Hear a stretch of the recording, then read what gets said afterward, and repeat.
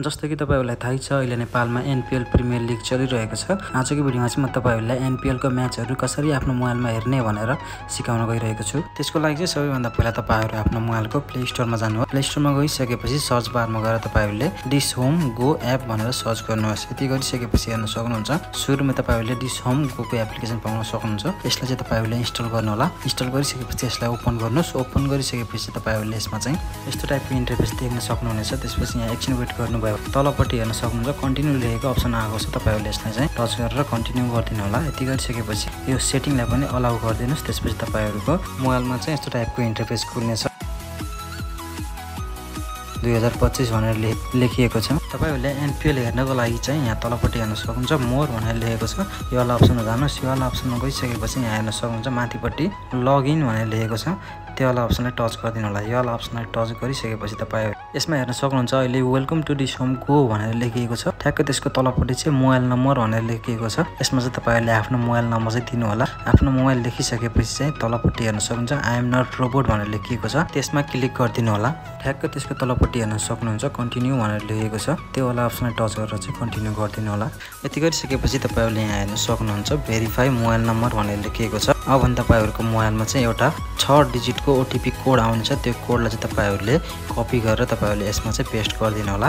त्यति गरिसकेपछि यहाँ तलपट्टि हेर्न सक्नुहुन्छ इन्टर युजर नेम भनेर लेखिएको छ। यसमा चाहिँ तपाईहरुले आफ्नो नाम र 2-4 वटा नम्बरहरु लेखिदिनु होला। जस्तै कि मैले चाहिँ यहाँ लेख्न गइरहेको छु NPL 123। त्यसपछि यहाँ तलपट्टि सेट पासवर्ड भनेर लेखेको। यसमा चाहिँ तपाईहरुले आफ्नो हिसाबले आफ्नो एउटा पासवर्ड चाहिँ यसमा क्रिएट गरिदिनु होला। यति गरिसकेपछि आई एम नट रोबोट भनेर लेखेको यो बक्सलाई चाहिँ टिक गरिदिनुस्। त्यसपछि यहाँ तलपट्टि सेभ भनेर लेखेको अप्सनलाई टच गरेर सेभ गरिदिनु होला। यति गरिसकेपछि तपाईहरु यो एप्लिकेसनको होम पेजमा आउनुहुनेछ। अब भने तपाईले लाइभ म्याच हेर्नको लागि तलपट्टि यहाँ मोर लेखेको अप्सनमा जानुहोस्। यसमा गइसकेपछि यहाँ माथिपट्टि हेर्न सक्नुहुन्छ रातो कलरमा सब्स्क्राइब नाउ भनेर लेखेको अप्सन छ।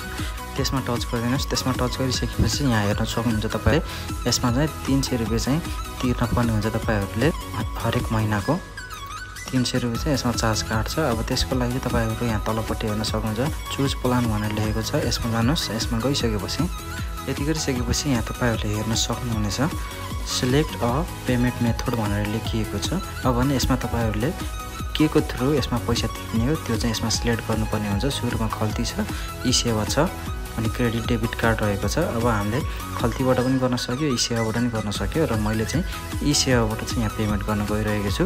ई सेवालाई सिलेक्ट गर्नुस्। त्यसपछि यहाँ तलपट्टि हेर्न सक्नुहुन्छ सब्स्क्राइब नाउ NPR 300 भनेर लेखिएको छ। यसलाई टच गरिदिनु होला। यति गरिसकेपछि यसले चाहिँ तपाईहरुलाई डाइरेक्टली ई सेवामा लान्छ। अब यहाँबाट चाहिँ तपाईहरुले ई सेवा आईडी भनेर लेखिएको छ यहाँ हेर्न सक्नुहुन्छ। यसमा चाहिँ तपाईहरुले आफ्नो ई सेवा नम्बर दिनु होला। तपाईहरुले तलपट्टि एमपिन भनेर लेखिएको छ। यसमा चाहिँ तपाईहरुले आफ्नो ई सेवाको 4 डिजिटको पिन चाहिँ यसमा दिनु होला। यति गरिसकेपछि यहाँ लगइन भनेर लेखेको अप्सनलाई टच गरेर लगइन गरिदिनु होला। यति गरिसकेपछि अब भने फेरि पनि तपाईहरुको ई सेवाको नम्बरमा चाहिँ एउटा ओटीपी पिन आउनेछ। त्यो पिनलाई चाहिँ यसमा कपी गरेर पेस्ट गरिदिनुस्। त्यसपछि भेरिफाई एन्ड कन्फर्म लेखेको अप्सनलाई टच गरेर कन्फर्म गरिदिनुस्। त्यसपछि हेर्न सक्नुहुन्छ सक्सेस पेड भनेर लेखिएको छ। तपाईको चाहिँ ई सेवाबाट 300 रुपैयाँ काटिसक्यो र यसमा पेड भइसकेको छ। यसलाई चाहिँ ओके गरिदिनु होला। ओके गरिसकेपछि हेर्न सक्नुहुन्छ अब भने तपाईको प्रोसेस कम्प्लिट भइसकेको छ। हेर्न सक्नुहुन्छ फेरि पुरानो इन्टरफेसमा आइसकेको छ। अब भने तपाईहरुले यहाँबाट 1 महिनासम्मको लागि तपाईहरुले एनपीएल म्याचहरु हेर्न सक्नुहुनेछ। हस्त धन्यवाद।